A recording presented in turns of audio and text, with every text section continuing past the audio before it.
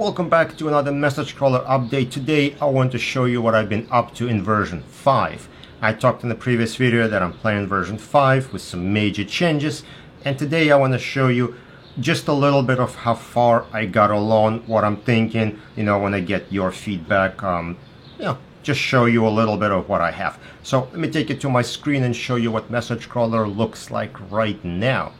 Whoa, you may say, what happened to all this stuff? Where is the export? Where is what? Don't worry. It's all there. Let me show you. So let's load a DAT file just so we have something to look at. So I'm going to go to import DAT, and I'm just going to load some text messages here. All right, so what you see now is this looks cleaner, right? When you're looking at your data, you don't have your export screen on the screen at the same time because, well, right now, I don't think you need it, right? So philosophy of message crawler isn't just to convert, but to understand your data and then perform conversion that makes sense, not just dumb conversion. So step one is to look at your data and understand. And now that we got rid of this bottom bar, we can do a better job at actually looking at data and understanding what we have going on.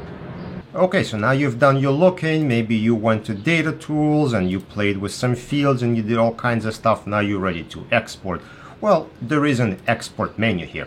And you see how I split it into 3 different menus. So if I go to RSMF, I am presented with options that are relevant to RSMF export. If I jump out and go to EML, I'm going to get options that are relevant to EML export. So this way the screen or the export screen is more clear. You know what fields needed to be mapped. You don't have to map some or know that some of them are optional, because that it just causes a lot of confusion. So let's go back to our RSMF screen. What I did here is I added a number of other fields. Well, first of all, I separated things out, right? We have required fields, so this is the bare minimum you have to fill out. As long as you have these fields, you get our RSMF file.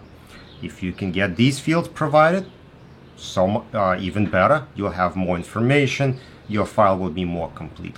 Attachment information here, and cross-reference stuff is on the right. We'll talk about it in a second. So what we have here in the bottom is we have additional fields for 2.0 specs. So we have a custodian, and it's marked RSMF 2.0, direction, event collection ID. So those are the 3 fields I added. I did not add the count ID because I'm still not sure how it's going to be useful and where I can pull it from. I can only see it's being useful for Slack, so I'm going to hold off on this for a little bit.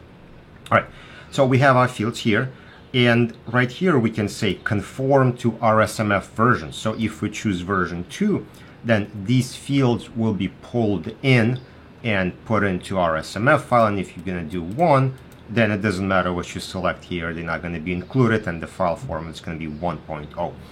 So that's kind of how I'm thinking of supporting 2.0, is additional fields here, and then you choose your option here, which way you want to go with 1 or 2.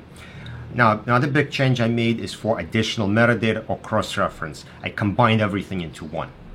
So we're going to have one field list of additional metadata you're looking for. So you want to have an application, custodian, and direction. And now you can choose what to do with it.